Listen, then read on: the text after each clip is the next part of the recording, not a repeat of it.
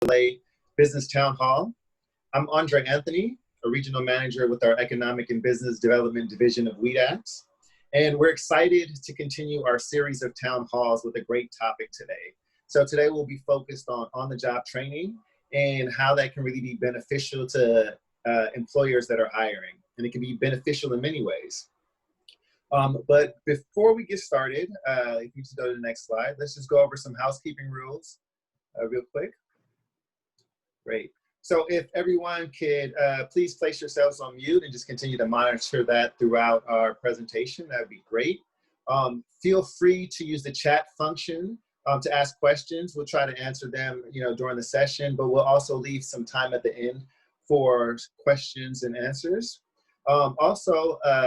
Please be aware that we will be recording this session so we can use it for future use. Okay, now I'll turn it over to David Santamaria from our Antelope Valley America's Job Center. Thank you, Andre. Once again, my name is David Santamaria. We want to welcome you to our town hall. I'm the Business Services Manager with the Antelope Valley America's Job Center, which covers both the Palmdale and the Lancaster AJCC offices. And I'll be one of your presenters for today. Our agenda for today is as follows. We will cover we will be introducing America's Job Center and what these centers assist you with. Our main topic, of course, is what is on-the-job training. We will talk about the employer and trainee benefits of the on-the-job training. What are the eligibility requirements for both the trainee and the employer? The reimbursement amount that employer receives for trainees. We also have a few success stories from businesses that have used these services. We will explain how you can get started on an OJT and contact information for your nearest job center location. And last but not least, we will be answering questions you may have regarding what was presented today.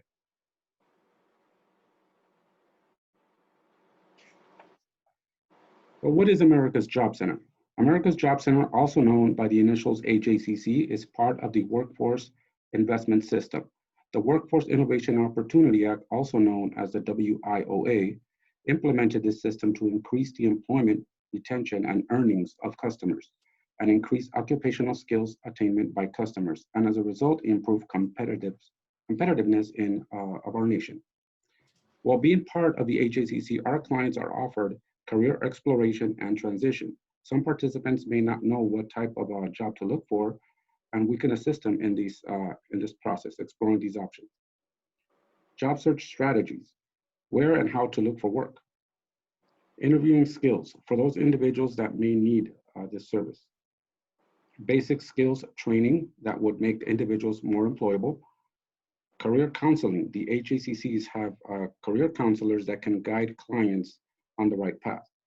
We have a career resource center, which includes computers with internet access, copy machines, fax machine, telephone lines for their job search needs.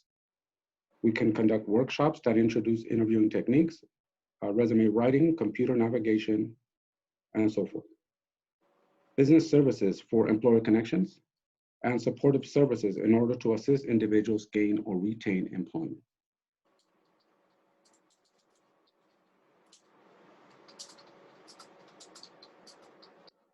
Now, our main topic. What is on-the-job training? On-the-job training, also known as OJT, is a wage subsidy for employers that is fundable under WIOA. An employer can receive up to 50% of the trainee's wage rate in return for hiring and training a new employee. This program allows you to hire and train skilled workers and get reimbursed for your efforts. Let's say that a specific technical skill you need in an employee is hard to find. The OJT helps you train the right worker to meet your requirements. Employers are required to sign a contract with parameters for the specific OJT, such as required job skills, skills to be learned during the course of the training, and the duration and length of that training. These training resources are determined based on our fiscal year, which starts July 1st and ends June 30th of every year.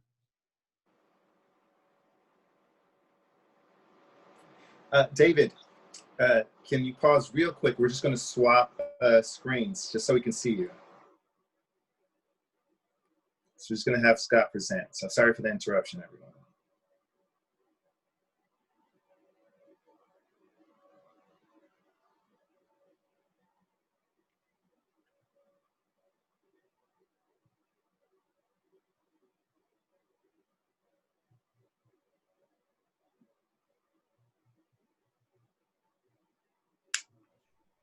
All right, go ahead, David.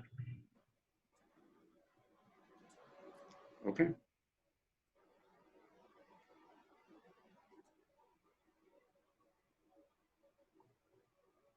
Okay, someone took control of my screen. There you go. Okay, so employer benefits. Upon completion of the OJT, employers receive up to 50% of the cost to provide on-the-job trainings for individuals hired. Ongoing case management for all employees, assistance with the recruiting process, such as promoting job openings, referrals, pre-interviewing, and the like. Assistance with the recruiting process, such as promoting the job openings. An OJT specialist can help you find the right candidate, reducing time, efforts, and money spent on the recruiting process. And lastly, the OJT will increase the retention rate of all new hires.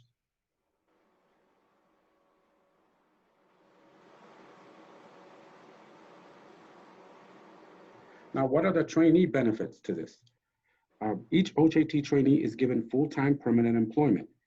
He or she will also receive supportive services assistance, such as expenses in uniforms or work attire that might be needed for the job, work tools or materials at transportation costs. Trainee will also be assigned a career coach that will provide one-on-one case management.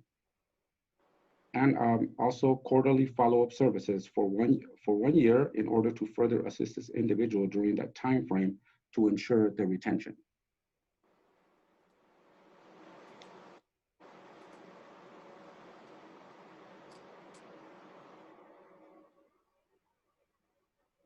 Now, trainee eligibility.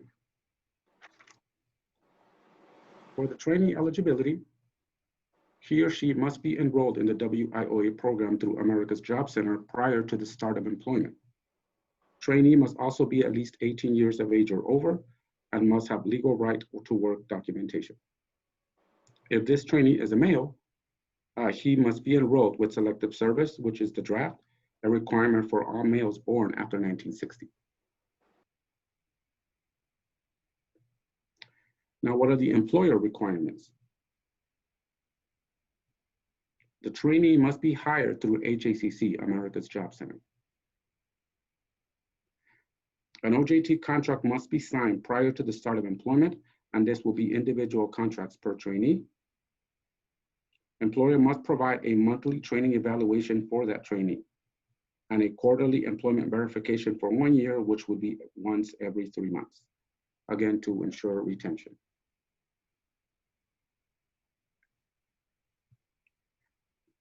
As stated earlier in the presentation, employer receives up to 50% of the OJT wage for providing that training. To provide an example of what that reimbursement would look like, we created a sample scenario.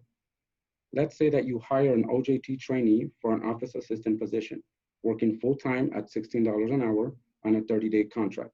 We will total that amount of OJT hours worked and multiply that amount with the hourly wage. Examples, the $16 an hour, as stated. Again, 50% would equal your total reimbursement amount of $1,280.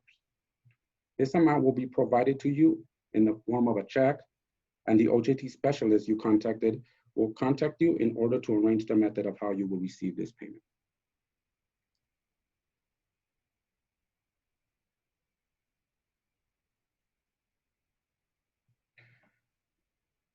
Okay, so now we have a couple of success stories we would like to introduce. Some businesses that have used the OJT, America's Job Center, in the past.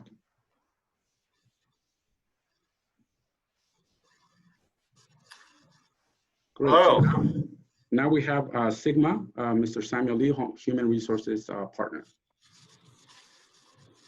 All right, can everyone hear me okay? Give me a thumbs up. All right, okay, so my name is Samuel Lee. I've been a human resources business partner with SYGMA, Cisco company, for going on 7 years now. I was hired back in 2013, and one of the very first challenges I faced was driver shortage in the state of California. So having that challenge and having to hire having to hire so many drivers within a short period of time, we needed some assistance, and utilizing the WIOLA program has been instrumental in our strategic planning and being able to also fill the number of drivers needed to meet the demands of our business. Where I think it really helped was we were getting candidates that did not have the amount of years of experience that we normally required, but we needed to go ahead and extend their training since they didn't have those years of experience. But where WIOLA came in and helped was with that, the subsidies that they were able to provide, we were able to extend the training period for those drivers, which enhanced, made our pool of candidates just amazingly, bigger.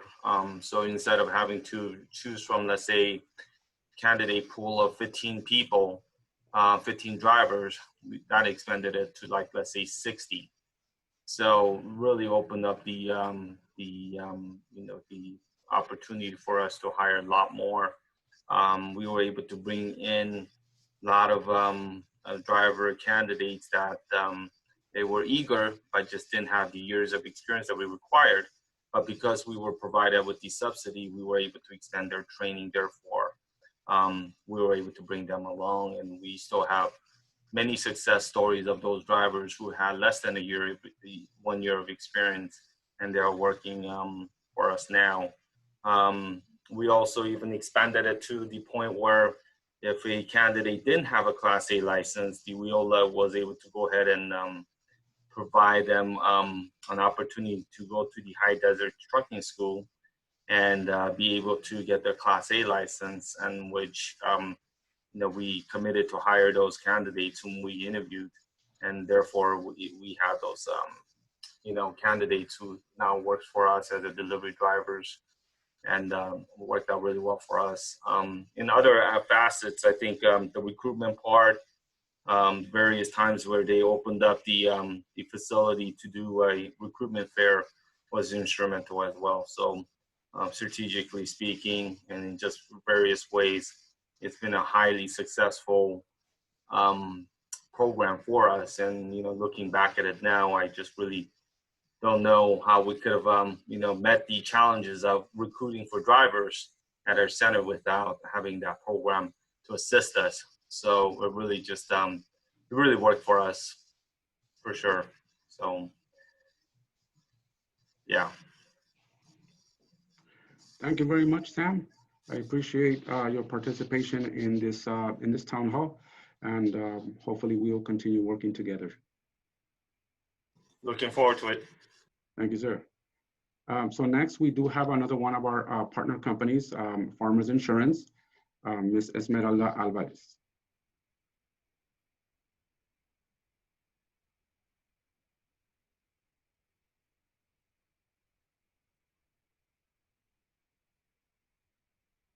Esmeralda, are you on?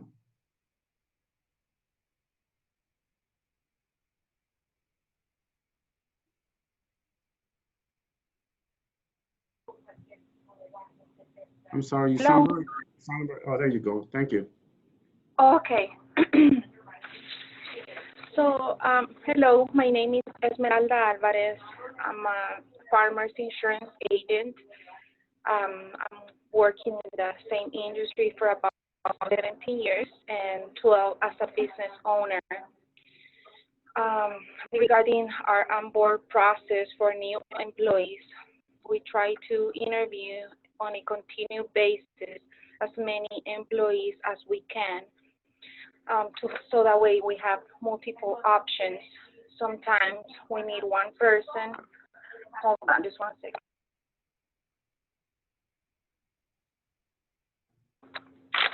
I'm sorry about that. I was saying that we love to have interviews on a continued basis so we can have multiple options.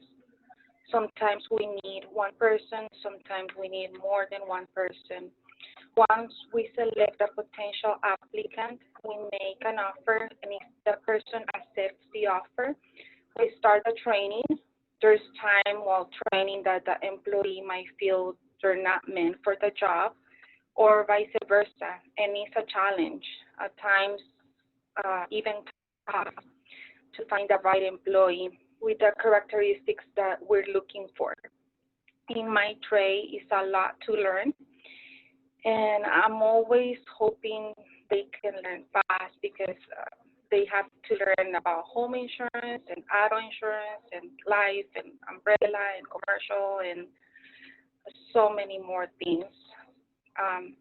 So before we used to train staff, and sometimes it didn't work, and we will have to start all over again. So that was very frustrating.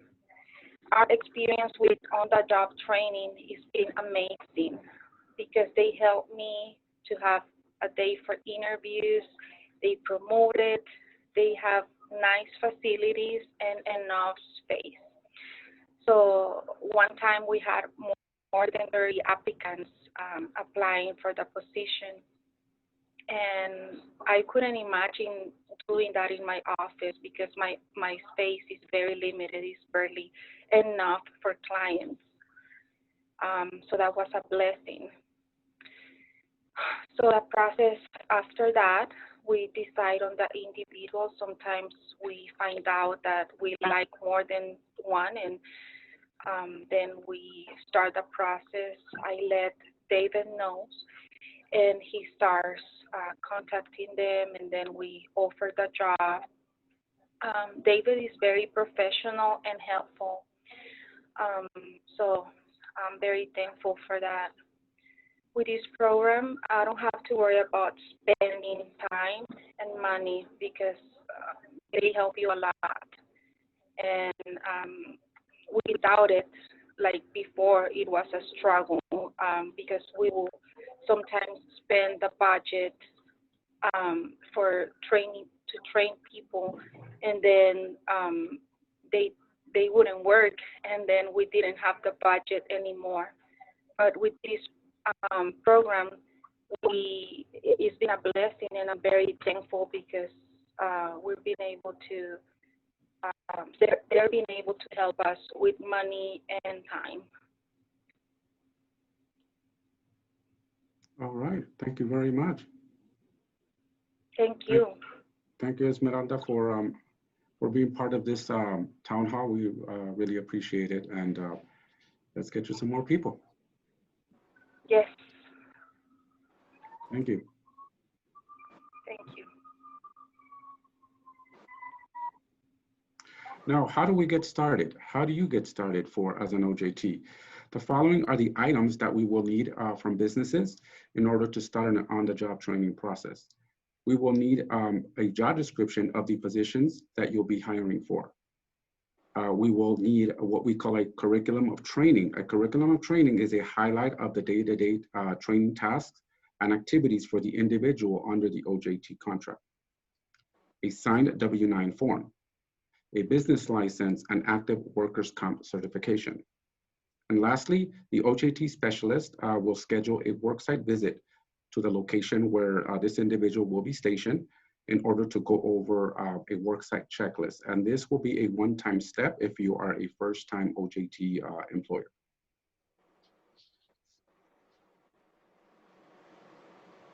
Now, how do you find your local America's Job Center? So here's a link to a website that will provide you with the contact information of your nearest HACC to your business. Simply log on to the link, and it will take you to a map similar to the one you see on your screen. You click on the map, and you will identify your nearest location.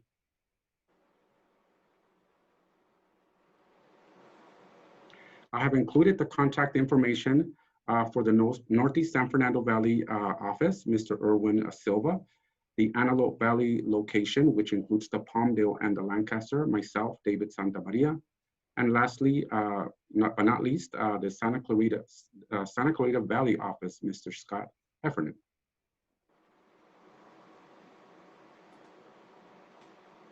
And now we are ready for your questions and comments on the open forum.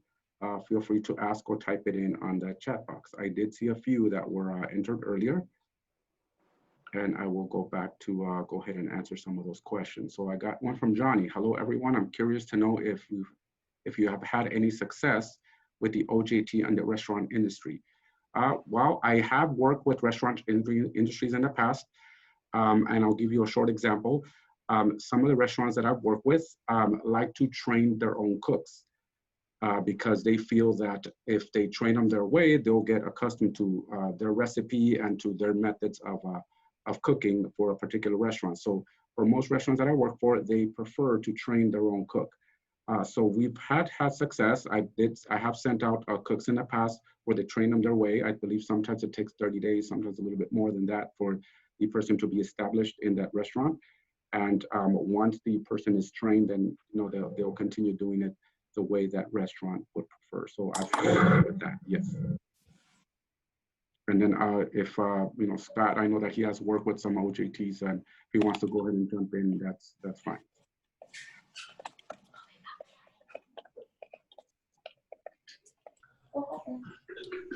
Yes, thanks, David. So one of the employers that we were going to have, but she had a medical family emergency and was not able to be here today. Eunice Hajek, the CEO for M&M Fasteners. They provide a variety of different kinds of fasteners. I'm not as knowledgeable as she is in the different types of things that they make, but everything from commercial to aerospace and electronic hardware parts. She actually had a candidate in mind.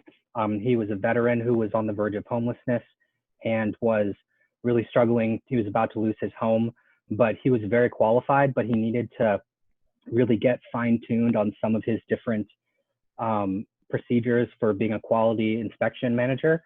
And so we did the OJT and paired with Jeffrey Forrest over at College of the Canyons for SWAG, the Strong Workforce Apprenticeship Group. And we set him up with an apprenticeship model to go alongside with his on-the-job training contract. And the apprenticeships, if you missed our last town hall on apprenticeships, it basically set him up for success by giving him quantified results and a step-by-step process of what to train on each day and when he would get to the next level, as well as how much his pay rate would increase as he learned more skills. And so this was a great slam dunk for us, their company, because it really filled a key role in their company that they had been missing for a few months at that point. Thank you very much.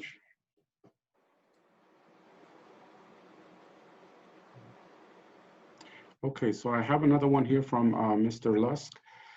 Your example, I believe, showed a 30-day training contract. We are a machine shop and are considering some skill training in conjunction with College of the Canyons.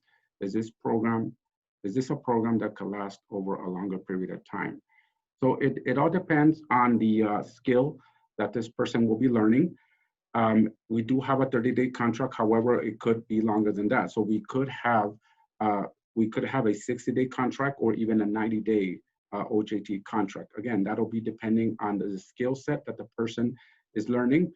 We match that to the person's resume. How much of this skill does this person need to learn?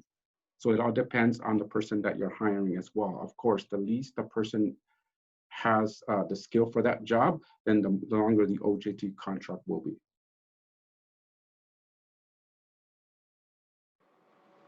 And David, there's also a question around the maximum amount. If you could talk about the maximum amount for an OJT.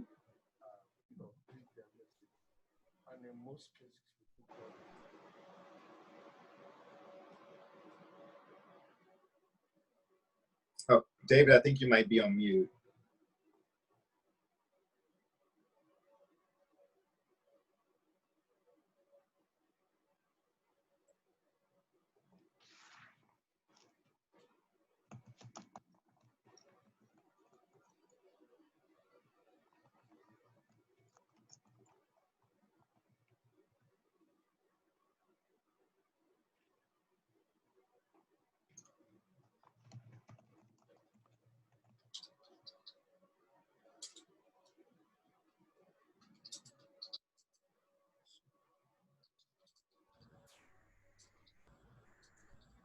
David, you went silent. Just hit your unmute button, bottom left corner. Yeah, just 1 second. There you go.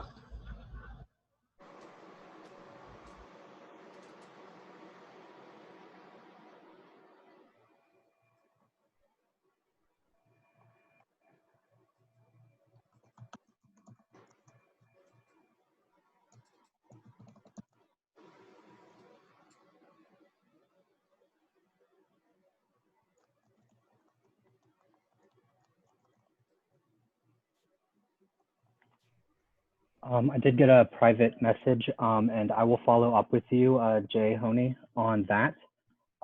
We can definitely assist you with doing the OJT in the areas that you mentioned. I'll follow up with you personally on trying to figure out the best way that we can do so. Based on the locations that you provided, Mission Hills, Burbank, Marina Del Rey, Long Beach, etc. It might be more of a collaborative effort, which we are more than willing to do, where we can essentially bring in the business service reps from different locations, most likely going to from East LA, Rancho Dominguez, and areas like that, that would be a little closer to the service area of those particular locations. But we can have that discussion offline. Great. And I'd like to follow up on the question around the maximum amount for an OJT. The maximum reimbursable amount. So the maximum amount is $7,500, and that's up to 50% of the total training cost for OJTs. So I hope that answers the question in the process while we're trying to get David back with us. Great. Do we have any other questions?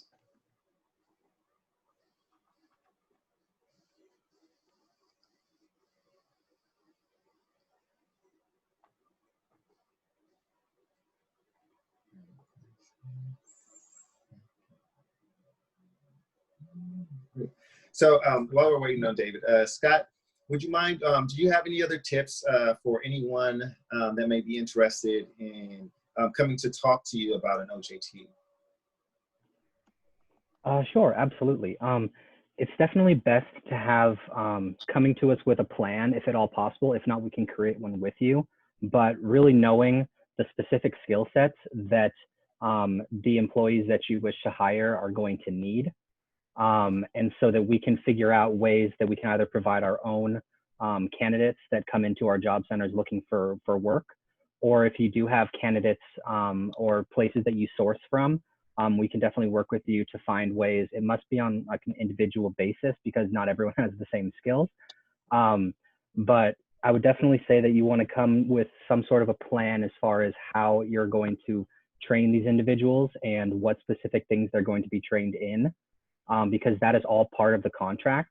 There needs to be a training plan set up so that we know what they're getting trained on every single week. And that comes in with the reimbursement aspect of it, is that we do every 2 weeks a separate reimbursement paper that goes over what they had learned in that particular week, whether it was metalworking or how to run a certain kind of machine, basic shop practices, things of that nature. And so once we know exactly what they're going to be learning throughout the duration of the OJT, we can discuss then how long it might take for them to do that, or if you might have that in mind already because you have your own training program that you already do. And so we can figure it out that way. But any kind of plan that you can come up with prior to the meeting would be very helpful for us to kind of get the ball rolling quicker. Right. And then Scott, can you also maybe talk a little bit about some of the typical questions you may get when you're having some of those conversations? Sure. The big one obviously being, how much is reimbursement? What does it look like? So as I was mentioning, every 2 weeks, we do what's called a progress report. That'll include, as I mentioned, the different aspects of what they were trained on during that week.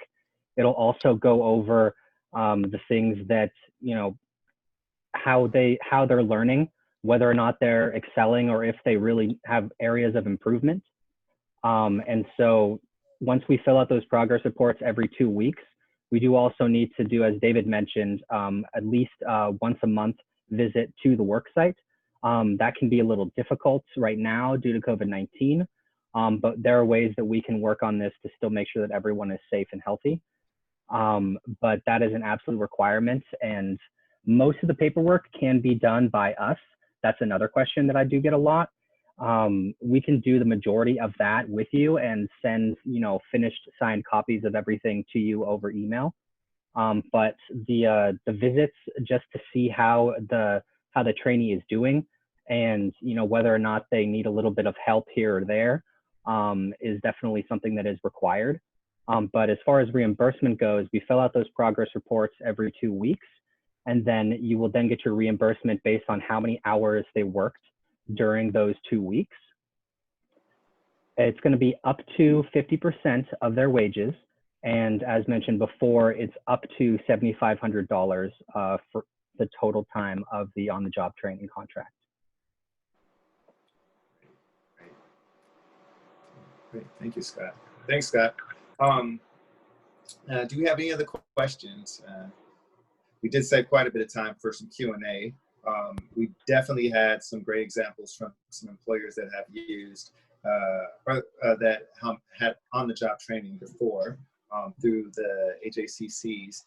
So some great examples. We talked a lot about the criteria and the requirements from an employer perspective.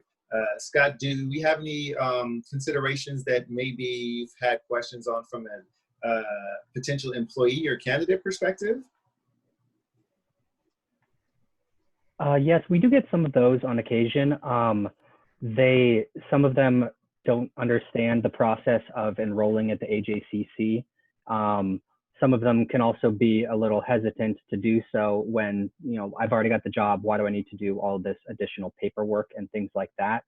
But it's something that we can work out with the employer as sort of a way to discuss that, okay, we are helping facilitate the hiring of this individual, and this is something that we are required to do in order for the reimbursement for the employer. And so it's something that either we or the employer can have a conversation with the employee so that they understand that this is why we're doing that. That is something that we do get a lot, but it's a relatively easy process. They can either do it in person at our job centers by appointment, or a lot of it can actually be done in a pre-application on the caljobs.gov website, and that'll save a lot of time and effort, and they could literally just come in and sign the papers that they need to and present like their right to work documents, and then we're done. The OJT contract and everything can be done by us and the employer separately. So there is really very little that the employee has to actually do other than the initial enrollment.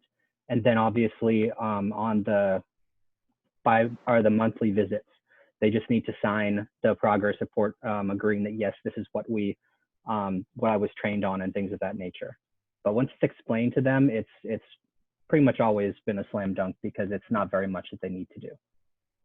Great. And so it looks like we have a great question on timing. So how long does this process take? So for example, the question in the chat refers to having a potential employee. So how long would it take to get them enrolled? How long is the process to complete the paperwork, finalize all of the steps, etc.? Okay, great question. While we have done it over the course of, I think the shortest time we did one, got the contract, got the employees signed up through WIOA and everything, we did it in about 2 days. That is a very outlier example. Usually we like to give about a week or so for just, and that depends fully on the availability of the employer to meet with us and agree on the contract, as well as the availability of the employee.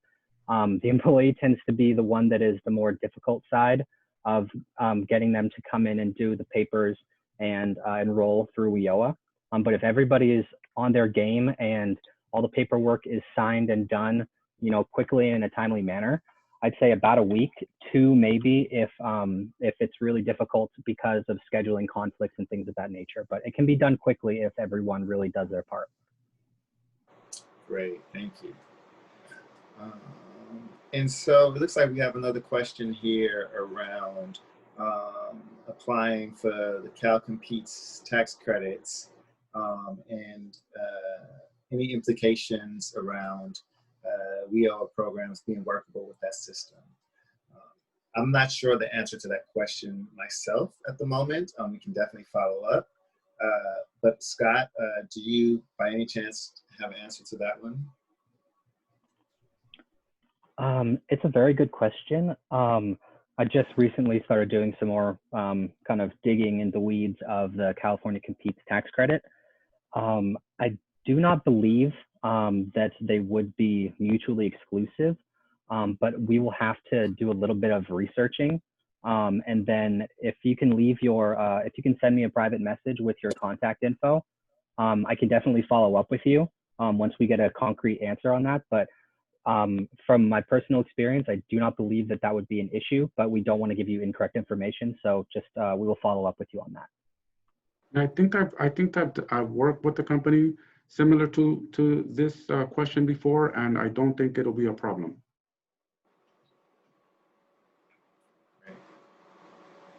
Thank you. So David, so welcome back first and foremost. Thank you. But based on everything Scott's experiences so far, is there anything else that you might want to highlight outside of the things that that Scott mentioned? No, I think that that Scott pretty much nailed it. I think that the program will be beneficial to all employers. I think that it hasn't given me any issues in the past or had any issues with employers. I know that another question that usually arises is if the employee is for any reason did not fit the job, can this person be replaced? We do have to create a new contract for the person that's being replaced, and the funding could still be reimbursed. That'll be kind of like a call from the employer to the center, so we can come up to an agreement, but it could be reimbursed as well. Great, thank you.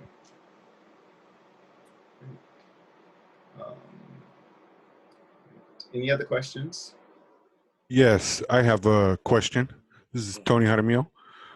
Can an enrolled customer going through a funded vocational career training also take advantage of a OJT opportunity, especially if they're transitioning into a new field of work? Can they use an OJT program to help market themselves to a new employer after a funded training? When you say funded training, is that referring to a training that is being funded through the WIOA program at America's Job Center? Yes. Okay. Unfortunately, that is something that we have to call double dipping, that we're not able to do because we are currently paying to train them in something. It comes out of the same budget as the on-the-job training program. And so we would only be able to do either one or the other for any one particular participant. Thank you. Have, to kind of add to that, depending on the budget that we're pulling money from, if we do have money from a separate program, it could be done, because I've done something similar to that in the past. So I would say that that's something that we have to discuss.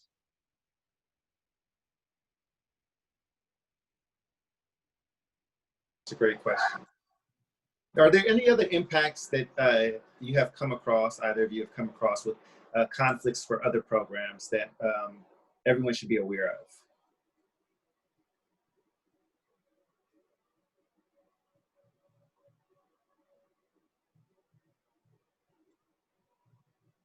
David or Scott, any other impacts or conflicts with other programs? No, I have not. I think that, like I stated earlier, depending on the status of that person, which budget his training was funded from, it's something that can be worked out. So I wouldn't completely shut it down, but I don't want to say yes right now because, again, it depends on the status of the person. Right. I have a quick question. I've been working with some one-person owner operators, example, like a garage door company that is interested in possibly participating. Is that available for someone like them?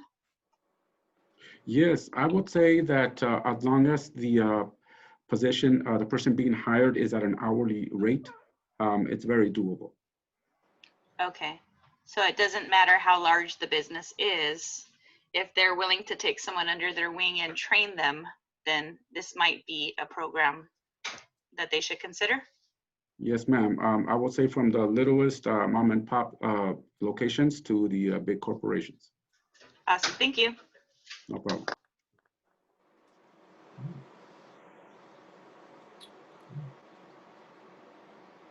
Any other questions? Some great questions. Hi, Andre, can you hear me? This is Lydia from Palmdale AJCC. Yes, we can hear you. I wanted to see if we have any employers here, if they can share some of like their reservation on, using OJT. So that way, maybe it's something that we can address for them. Sometimes I know they may not feel comfortable, saying, "Oh no, thank you," because of such and such reason. So if we could hear some of, any reservations that employers have had in the past. That's a great question. I think when we, this is Sam from SYGMA, it was a reservation at the beginning, but there is no, that question was answered right from the beginning. There is no obligation for us to keep the associate. If there's a performance issue or any kind of issue with the attendance, there's no obligation for the employers to keep that associate who's under the WIOLA program. So that was something that I think, well, it originally wasn't something that I had a reservation, but I don't know if you guys addressed it during your presentation. But yes, and yes, yeah. Thank you. So just for the employers, keep in mind that when this OJT trainee is hired, he's your employee from day one. So they pretty much could follow everything that you normally have for all your employees. So if there's a specific process that they go through, maybe they do they put him on a probation period of some sort, it's still your employee, still follows everything that you follow. If for any reason this person stops working, then we pretty much, stop the OJT contract from there, and we can discuss the reimbursement if that's still needed, and if a new employee is needed as well.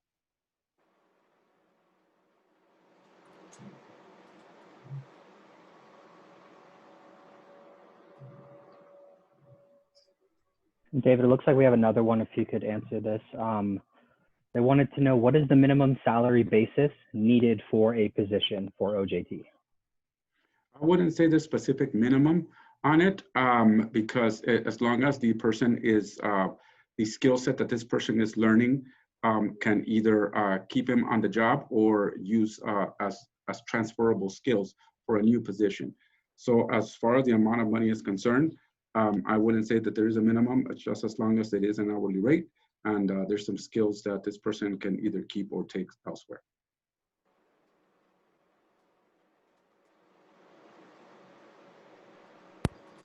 Perfect, thank you.